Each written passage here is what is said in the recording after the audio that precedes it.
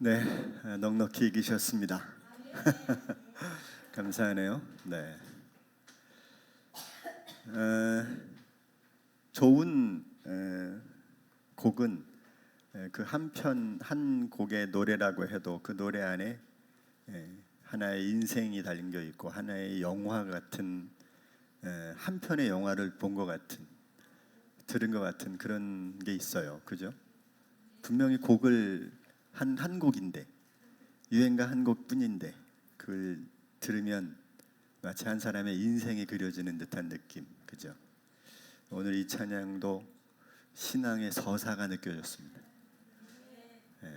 삶에 연약하고 부족하고 모자라고 쓰러지고 넘어지고 자빠지고 했던 모든 환경을 주님 은혜 안에서 넉넉히 이기에 만들어 주시는 하나님의 은혜를 바라보는 것 같아서 너무 마음이 벅찼고, 게다가 찬양대가 또 이기는 것처럼 멋지게 찬양을 들으셔서 고맙습니다.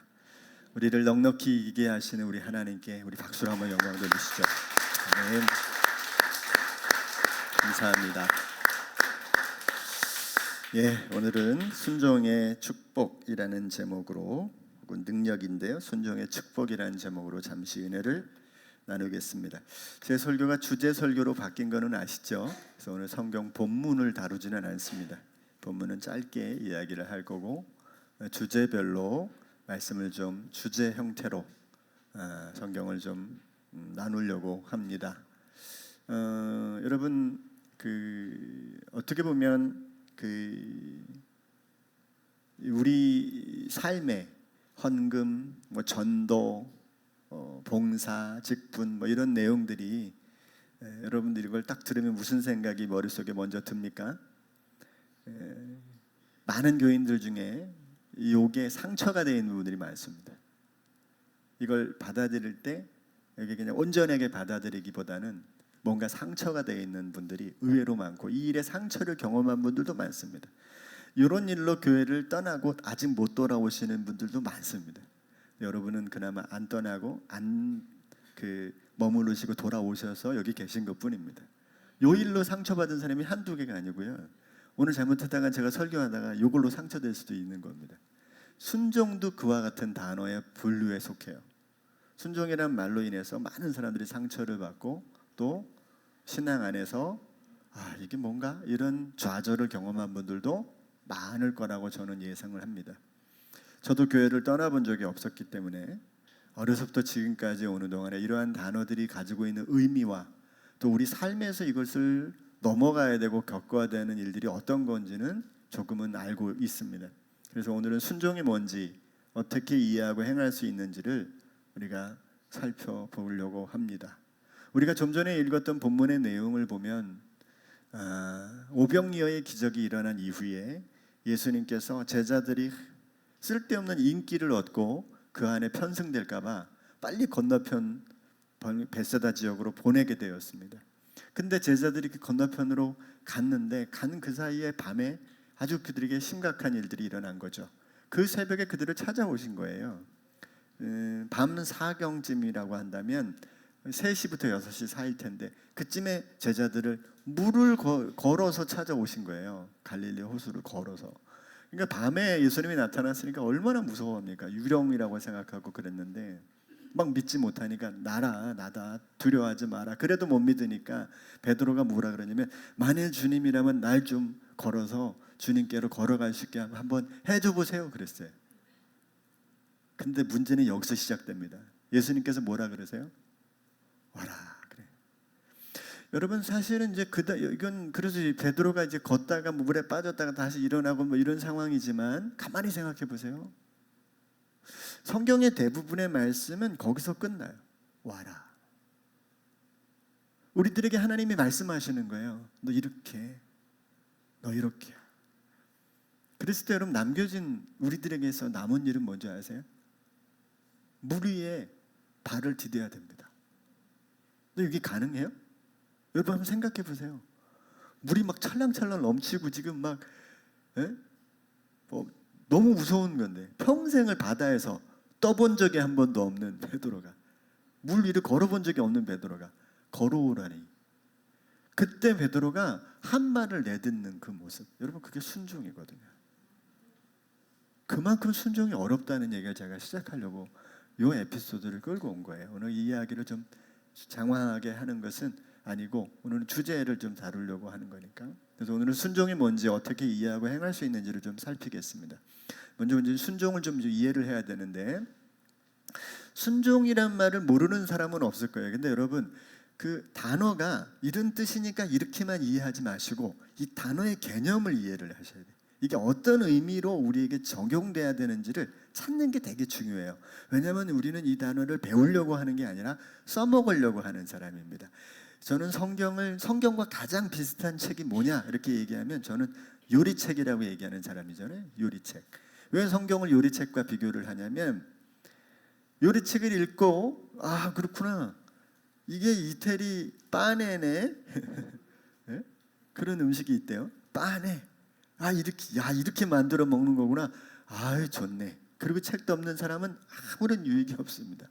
그걸 펼쳐놓고 만들어 봐야지. 하다못해 떡볶이라도 만들어서 먹어야 나한테 유익이 되는 것처럼 성경은요, 우리 삶에 실제적인 복을 주기 위한 말씀이거든요. 그러니까 옆에 놓고 훌륭한 말이야. 역시 하나님 우리 함께 계시되 훌륭해. 아무런 의미 없습니다. 그걸 가지고 가야죠. 요리처럼 만들어 먹어야죠. 그게 순종이란 말이죠. 그래서 순종의 의미는 좀 이해를 해야 되는데, 이제 원어로 보면 휘파쿠어라고 말해요. 그래서 아래에서 듣는다. 이 무슨 말이에요? 종처럼 상전이 명하면, 주인이 명하면 종처럼 대꾸 없이 순종하는 게, 따라가는 게 이 순종이란 말이에요. 겸손한 마음으로 듣고 따르는 건데, 제일 중요한 건 이게 어떤 목적을 위한 행동, 조치 이런 걸 다 떠나서 한마디로 액션이다 이렇게 생각합니다. 내가 움직이는 겁니다. 내가 생각하는 것에 대해서 움직이는 것, 명령에 대해서 따라 움직이는 것, 이게 바로 순종이라고 생각하면 가장 정확한 겁니다. 그래서 순종도 여러분 믿음처럼 행위와 내용이 있어야 돼요. 자, 믿는다라고 하는 행위가 있어야 되고, 그죠? 그리고 뭘 믿느냐가 중요하다 그랬어요. 이게 되게 중요한 얘기입니다. 그런 것처럼 무슨 순종을 할 거냐인데 어떤 일에 순종할 거가 중요한 거예요. 근데 우리는 쓸데없는 곳에 순종할 수도 있어요. 근데 그렇지 않습니다. 여러분, 순종이라는 말은 항상 무엇에 대한 순종인가가 대단히 중요한 거예요. 그래서 잘못된 명령을 순종하는 일은 여러분 이게 더 위험해지는 거예요. 자기도 위험해지고 남도 위험해지고. 우리가 잘 알고 있잖아요. 그 JMS 정명석. 네? 그 2009년에 성폭력 혐의로 10년을 살았어요. 난 말이 안 된다고 생각해. 그게 어떻게 10년밖에 안 됩니까? 근데 10년 살고 2018년에 나왔는데, 여러분 이 JMS가 언제 제일 부흥했는지 아세요? 정명석이 감옥에 있을 때였어요. 이게 말이 돼요? 말이 됐어요. 그 사람이 감옥에 있을 때 어마어마한 부흥을 이뤘어요. 중국에 도피 활동하면서 정조은이라고 하는 여자를 불렀습니다. 그리고 그를 대표교회 목사로 세웠어요. 그리고 그 여자가 뭐라고 얘기하고 다녔냐면, 재림 예수가 바로 이분이다. 이분은 검과 몽치를 들고 들어온 공안들에게 붙잡혀서 십자가의 고난을 겪기 시작. 감옥을 그렇게 풀었다니까요. 그러고 나서 수많은 사람들을 다 현혹시키고, 그 이후에 범한 범죄는 그 이전에 범한 것보다 훨씬 더 큰, 지금 들어가 있습니다. 잘못된 명령을 순종하는 건 여러분 다 죽입니다. 다 죽입니다. 여러분 뭐 성경에 무슨 지도자의 말을 순종하라는 말이 있긴 하죠. 에베소서에도 그런 말씀을 합니다. 그런데 여러분 또 히브리서에도 말씀하고, 그런데 생각해보고 하셔야 돼요. 생각해보고 진리에 따라서. 네. 상관이 아무데나 총 들고 들어가서 계엄을 선포한다고 하면 안 된다는 거지. 불가능한 일입니다. 그건. 계엄이라는 단어는 시민을 향한 전쟁이에요. 그거는 국민 누구도, 대통령도, 어떤 인물도 해서는 안 되는 단어예요. 계엄은 시민을 향해서 공격하는 거라. 그건 무조건 저항해야 되는 거예요. 누구든 저항해야 되는 게 맞습니다. 정치 얘기하는 거 아닙니다. 진실을 얘기하는 겁니다. 저항해야지. 그걸 합법적인 얘기로 가져가면 큰일 나는 거예요. 그 다음부터는 법이 없어지는 겁니다. 그래서 여러분, 잘못된 명령을 순종하면 안 되는 일을 제가 확장을 시켜서 이야기하다 보니까 여기까지 얘기했는데, 순종이라고 할 때 뭐가 중요하다? 내용이 중요한 거예요. 대단히 중요합니다. 내용이. 이게 절대적으로 중요합니다. 그래서 진리이신 주님의 말씀에 순종할 때 그 위력이 나타나는 단어가 순종입니다. 자, 정치에서 빠져나오세요. 얼굴이 굳어져 계시는 분들이 있어요. 네, 정치 얘기한 거 아닙니다. 자, 순종은 여러분 결단으로 할 수 있는 행동이에요. 결단으로 할 수 있는 행동이 뭐라 했죠? 믿음. 믿음도 결단으로 하는 거예요. 믿음도. 그래서 믿음과 연결된 단어도 역시 순종인 거예요.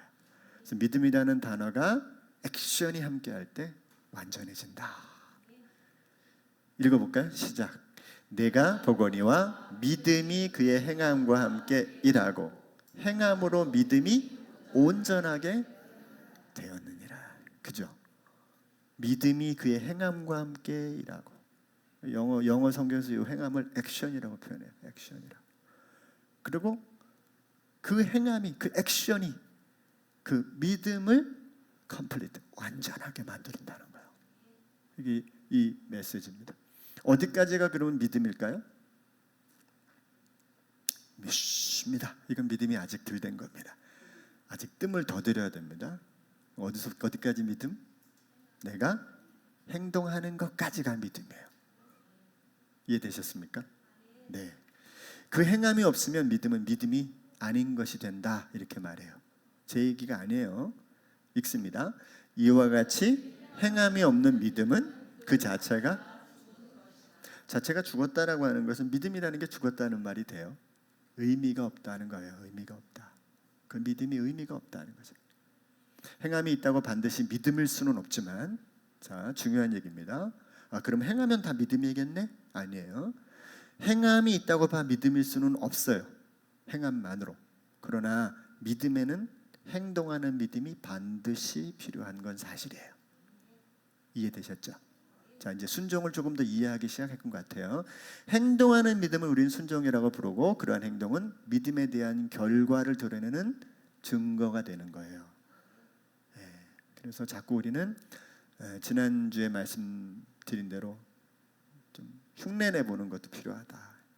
믿음이 순종을 통해서 완성되기 때문에 믿음의 내용인 말씀에 순종하면 우리를 향한 하나님의 복을 누리게 된다라는 거예요. 그래서 순종은 성도가 복을 누리는 관문이기 때문에 하나님의 복을 누리려면 반드시 순종해야 돼요. 나의 가정에 하나님의 복이 임하려면 하나님의 말씀대로 나의 가정에서 순종해야 됩니다.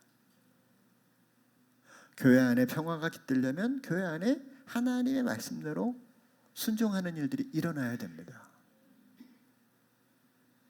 이건 하나님이 하시는 게 아니에요. 우리가 하는 거예요.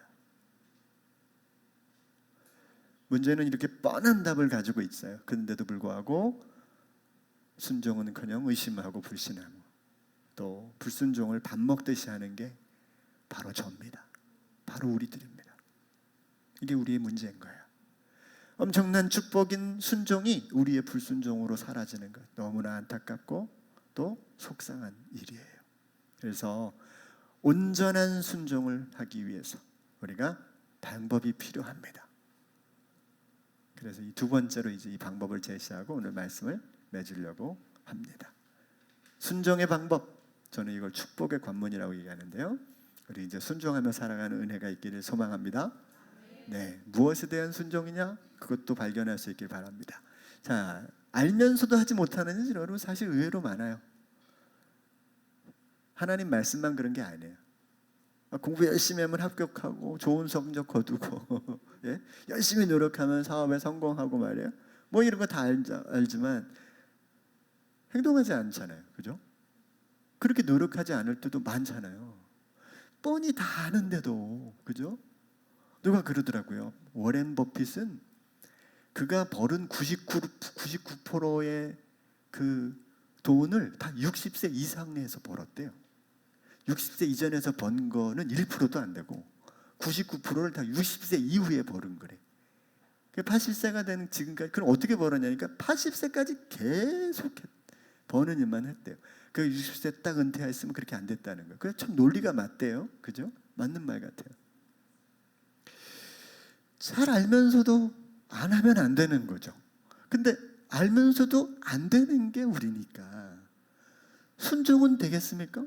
당연히 오늘 저기서 제가 여러분에게 순종 얘기를 해도 제가 2주 전에 했던 설교를 기억합니다. 기도의 능력 뭐 이런 거 했거든요. 뭐 기도의 숫자가 그렇게 많이 드러나는 것 같지도 않으세요. 그대로입니다. 그래서 저는 또 우리 더 기도합시다 해서 제가 이번 주부터 월수금 기도회로 또 바꿨어요. 월요일 날 더 추가했습니다. 여러분들은 안 오셔도 됩니다. 그러나 저를 죽이는 일이죠. 저를 더 기도로 죽이는 겁니다. 그래서 월수금 80분간의 기적이라는 제목으로 8시부터 9시 20분까지 80분간 월수금을 교회에서 누군가는 기도하고 있다를 여러분 꼭 생각하세요. 집에서 밥 먹다가도 잠자다가도 지금 이 시간엔 교회에서 누군가가 기도하고 있구나. 그렇게 생각해 주시면 좋겠습니다. 월수금 80분간의 기적. 이름도 참 멋있는 것 같아요. 그래도 안 하실 분은 여전히 안 하죠. 괜찮습니다. 자, 이렇게 알면서도 안 되는 거잖아요. 순종은 그와 같은 거거든요. 그럼 어떻게 순종할 수 있을까요? 좀 주목했으면 좋겠습니다. 요거는 저도 요 본문대로 하고 있기 때문에 여러분들과 아마 나눌 수 있을 것 같아요. 자, 첫 번째는 한번 같이 읽을까요? 시작. 순종도 은혜임을 알아야 합니다. 자, 순종이 뭐다? 은혜입니다. 야, 이게 기가 막힌 말이에요. 믿음도 은혜인 거예요. 믿음도 은혜. 여러분, 믿음의 은혜가 있어요. 왜 그런지 아세요? 여러분들이 한번 누군가에게 믿음을 얘기해 보세요. 친구야, 너 하나님이 너의 아버지인 걸 믿겠니? 그럼 뭐라 그럴까요? 얘가 웬 자다가 봉창 두드리는 소리를 하나 그래요. 난 예수님을 주로 섬기고 있는데, 예수님을 주님으로 섬기고 있는데 너도 예수님을 주로 섬겨볼래? 뭐라 그래요? 별소리를 다 하겠죠. 네가 더위를 먹었구나 이러면서. 여러분, 믿고 싶다고 아무나 믿을 수 없어요. 이게 신기한 거예요. 근데 나는 믿어지는 거려. 믿겠다고 결단하는 거려. 그죠? 이게 은혜인 거예요. 이걸 알아야 너 왜 안 믿니? 너 왜 안 믿고 그러니? 이런 얘기가 나오는 거예요. 믿음이 은혜인 거예요. 나는 은혜를 받아서 믿게 된 거예요. 그 사람에게도 은혜가 임하면 믿게 돼요. 나는 여기까지 순종했다면 저 사람에게도 은혜가 임하면 순종할 수 있어요. 내가 순종했다고 너도 순종해라 이런 게 어디 있어요? 내가 순교했으니 너도 순교해라. 여러분, 예수님이 그래요? 그냥 따라오라고 얘기하지. 자, 보세요. 로마서 1장 15절. 이게 왜 여러분 순종의 은혜인지를 보여줘요. 다 같이 읽어봐요. 시작. 그로 말미암아 우리가 은혜와 사도의 직분을 받아 그의 이름을 위하여 모든 이방인 중에서 믿어 순종하게 하나니. 순종하게 하신다는 거예요. 이게 스스로 노력으로 할 수 있는 문제가 아니에요. 로마서 18장 15절에서 바울이 사역을 했어요. 이방인을 예수 그리스도를 믿게 하려고 믿지 않는 자들에게 복음을 전했어요. 그런데 그리스도께서 이방인들을 순종하게 하려고 자기에게 행하신 일들이 많다는 거예요. 이게 순종이라는 말은 우리가 할 수 있는 우리의 영역이 아니에요. 사실은 하나님의 은혜의 영역이 첫 번째인 겁니다. 그걸 먼저 생각하셔야 돼요. 로마서 16장 26절에도 동일하게 얘기해요. 이제는 나타나신 바 되었으며 영원하신 하나님의 명을 따라 선지자의 글로 말미암아 모든 민족이 믿어 순종하게 하려고 하셨다는 거예요. 그러므로 여러분, 우리가 믿음을 순종으로 완성시켜 주님께 순종하여 구원을 누릴 수 있다면 예수님께서 이 땅에 오실 필요가 없어요. 알아서 다 순종할 텐데, 알아서 말씀 앞에 다 복종할 텐데 예수님 뭐하러 오세요? 순종을 못하니까 예수님이 오신 거잖아요. 그죠? 우리는 처음부터 예수님처럼 되지 않기 때문에 모방하라고 지난주에 그래서 말씀을 드렸어요. 그러나 여러분, 그러남에도 불구하고 순종을 우리는 자랑해서는 안 됩니다. 나 이만큼 순종했어? 자랑거리가 아니에요. 하나님의 은혜가 그만큼 입혀졌다는 거예요. 나 이만큼 기도해? 그만큼 은혜가 입혀졌다는 거예요. 내가 어떤 걸 하나님 앞에 순종하던 그만큼 은혜가 입혀졌기 때문에 할 수 있는 거예요. 그래서 은혜는, 이 순종은 자기 의지의 영역이 아니라 하나님의 은혜의 영역임을 믿고 순종할 수 있는 힘을 날마다 주님 앞에 구해야 됩니다. 주여, 한 걸음 더 나아가게 하옵소서. 둘째는요, 한번 따라서 해봐요. 시작. 순종은 성령의 힘으로 가능합니다. 자, 아주 당연한 얘기지만 이게 무슨 말이냐? 성령의 힘으로만 순종할 수 있다는 거예요. 자, 순종이 은혜의 영역이라고 할 때 그게 가능한 이유는 성령의 도우심 때문이라는 건데요. 여러분, 성령을 성경에서 술 취함과 비교했어요. 자, 에베소서 5장 18절은 성령에 사로잡힐 것에 대한 이야기를 하는데, 성령의 충만을 받을 것에 대한 이야기를 하는데, 여러분, 술과 어떤 성령의 약간 공통점이라고 생각해보면 뭐가 좀 비슷할까요? 저는 어떤 통제력, 지배력 이런 부분이 있을 수 있다고 봅니다. 자, 술 취하지 말라, 이는 방탕한 것이니 오직 성령으로 충만함을 받아라. 뭐 굳이 비교한 건 아니에요. 그런데 이걸 읽어보면 어떤 뉘앙스가 느껴지냐면, 술 취함이라고 하는 것은 어떤 술에 의해서 내가 내 삶에 약간의 통제가 일어납니다. 그러니까 말하자면 술이 나를 이끌어가는 대로, 내가 술을 마시지만 한참 뒤에 술이 나를 마셔가지고 그 술에 의해서 내가 이끌려지는 환경을 경험하는 것처럼, 성령에 의해서 우리가 이끌려지는 경험이 되면 안 되던 것이 되기 시작한다는 거예요. 술에 취해 가는 길은 모르지만 성령에 취해서 가는 길, 성령에 취해서 움직이는 태도는 생명의 길이 분명합니다. 그래서 순종이 가능하려면 성령과 인격적인 만남이 깊어져야 돼요. 성령과 어떻게 인격적인 만남이 깊어질 수 있을까? 3페이지에 자세히 주보에 실어놨으니까 꼭 읽어보세요. 제가 부탁을 드립니다. 이게 어느 교회 장로님이 저한테, 목사님, 저 이번에 가족 수련회를 가는데, 가족 여행이래. 여행을 가는데 제가 우리 가족들에게 이 메시지를 전해주고 싶은데, 노회에 있는 장로님이신데 제가 보니까 목사님은 이 설명을 너무 잘해 주실 것 같다는 거예요. 그래서 제가 그분을 위해서 썼습니다. 그래서 그분 가족 수련회는 제가 전해준 메시지를 가지고 가족들이 은혜 받았을 거예요. 그때 성령과 인격적인 만남을 이렇게 가지세요라고 제가 썼습니다. 3페이지에 있습니다. 오늘은 주보가 저기 남아있지 않기를 소망합니다. 다 가져가셔서 읽어보세요. 여러분, 저는 그거 한 페이지 쓰려고 열심히 하거든요. 그거 꼭 읽어보세요. 3페이지 지금 읽지 마시고. 자, 세 번째, 자, 성령의 이끌림을 받지만 이게 중요합니다. 자, 읽습니다. 시작. 믿음의 완성을 갈망해야 합니다. 여러분, 이게 엄청 중요합니다. 순종은 결국 믿음의 완성을 갈망해야 되는 거예요. 여러분, 전쟁이 벌어지면 온갖 첨단 무기로 싸우죠.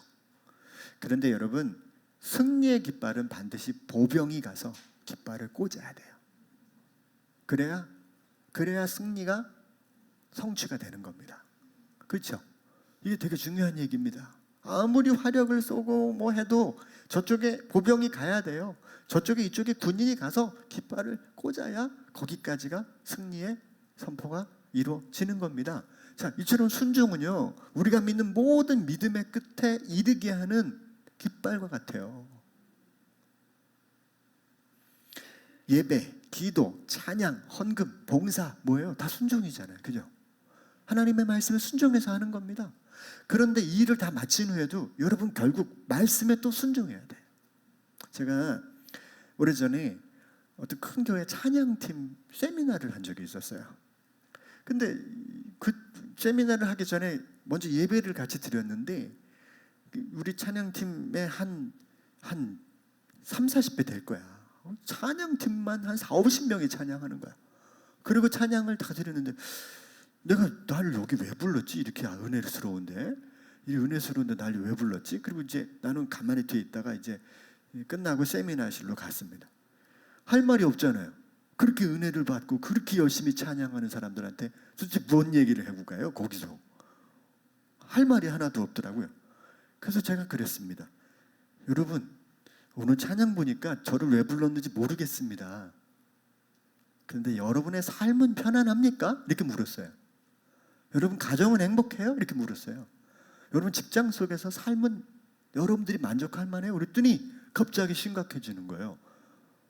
갑자기 싹 심각해지는 거예요. 그래서 한 사람이 고백합니다. 목사님 저는요 오늘 집에 가면 난리 날 것 같아요. 왜요? 엄마가 교회 오는 거 반대해가지고 엄마하고 싸웠는데 오늘 맨날 집에서 이제 오늘 집에 들어가면 엄마하고 싸워야 되는데 나도 화내고 나와가지고 지금 집에 돌아가면 어떻게 할지 모르겠어요. 여러분 순종의 이해를 지금 하고 계시는 거죠. 우리가 예배도 순종이라고 생각하면 하나님이 다 집에 가면 엄마가 순한 양이 돼서 우리 딸님 오셨어요. 교회 잘 다녀오셨어요. 이럴 줄 아나 보지. 안 그래요? 삶은 더 살벌해집니다. 여러분 믿음을 가지고 이런 예배를 드리고 기도하고 찬양했다면 여러분 우리 삶의 자리에 가서 더 처절하게 순종해야 돼요. 집에 들어가기 전에 결심해야 돼요. 내가 오늘은 집사람한테 정말 사랑한다고 얘기해줘야지. 마음에 없지만 내가 진짜 내가 오늘 우리 아들 성적표 가져왔는데 내가 진짜 내 사랑한다고 얘기해줘야지. 이러고 계속 마음속에 하나님 앞에 순종하는 마음을 삶의 자리까지 가져가야 돼요. 깃발을 꽂아야 돼요. 안 꽂죠? 아무것도 안 일어나. 예배, 기도, 찬양하고 다 하고 집에 가면 그날 집에 지옥 됩니다. 지옥. 장담합니다. 제가. 왜 그럴까? 말씀의 순종이 없으면 아무것도 안 이루어진다니까요. 여러분 사람이 밉습니까? 사람이 사랑스럽지 않습니까? 당연하죠. 우리 속에는 그게 안 될 수 있는 사람이니까. 내 생각과 내 판단과 내 기준이 달라지면 그게 사라지거든요. 근데 그때부터 뭐 해야 돼요? 하나님 말씀 붙들어야죠. 너희는 할 수 있거느니 모든 이들과 평화하라. 이 말씀 하나 붙들고 순종하는 거. 주여 나는 내 마음 가지고 저 사람 상대할 수도 없고 사랑할 수도 없고 이해할 수도 없고 꼴도 보기 싫지만 나에게 이 말씀을 순종할 수 있는 힘을 주세요. 여러분 이게 신앙이에요. 열심히 예배하고 열심히 봉사할 땐 하나님이 다 해주시더라. 이건 기독교가 아닙니다. 기독교는 그런 신앙이 아니에요. 십자가를 지우는 마음으로 그곳에 가는 거죠. 거기서 마지막 깃발을 꽂는 게 누구예요? 하나님이 안 꽂아줘요. 교회 직분 내 동역자들이 안 꽂아준다니까요. 거긴 가서 내가 꽂아야 돼요. 그리고 내가 꽂는 그 말 한마디에 하나님은 역사를 이루세요. 순종의 복을 만들어 주신다니까요. 요거 경험하면 정말 큰 거 우리가 누릴 수 있는 것입니다. 기도하고 예배하면 하나님께서 다 하실 줄 알지만 결국 마지막 깃발은 나의 순종으로 꽂는 것이다. 그러므로 여러분 말씀 앞에 나를 내려놓고 그냥 이게 맞든 틀리든 그냥 그 말씀 앞에 흉내라도 내시면 여러분 놀라운 일이 일어나요. 흉내일지라도 그게 순종되어지면 결과가 나타나는 겁니다. 기가 막히잖아요. 행동인데 그게 흉내일지라도 그 결과가 나타낸다니까요. 저는 이걸 깊이 경험한 사람입니다. 사람들이 저한테 그래요. 목사님 왜 화를 안 내요? 제가 화가 얼마나 많은 사람인데요. 얼굴에 화가 써 있지 않아요? 지금은 안 그렇지만 눈썹 치켜 올라가가지고 성질 진짜 까탈스럽고 그렇게 보이잖아요. 오죽했으면 30대까지 50kg대였겠어 몸무게가. 그런데 요거 흉내내다가 인간이 화내는 법을 잊어버리기 시작합니다. 말씀을 맺습니다. 순종은 행동이며 무엇에 대한 행동이가 중요한데 그것은 믿음에 따른 행동이며 믿음을 완성하는 행동이에요. 순종은 우리의 의지의 영역이기 전에 은혜의 영역이어야 됩니다. 알아야 됩니다. 또 그래서 성령의 강력한 도우심이 필요하기 때문에 성령과 인격적인 관계를 간절히 구해야 돼요. 어떻게? 3페이지 3페이지 꼭 가져가기 싫으면 촬영해서라도 가져가세요. 무엇보다 우리가 믿는 모든 열매가 이 순종으로 누려진다는 걸 여러분 알아야 돼요. 그래서 마지막 내 삶의 현장에 내가 지금 하고 있는 게 말씀에 대한 순종인지를 물으셔야 돼요. 말씀을 믿고 순종의 길을 구하는 것은 하나님 나라를 살아가는 우리가 그 나라의 완전한 축복을 지금 우리의 삶에서 누리게 하는 유일한 길인 줄로 믿습니다. 그 순종의 길을 따라가게 하시는 주님께 우리 박수로 영광을 돌립시다. 기도하겠습니다. 주님 고맙습니다.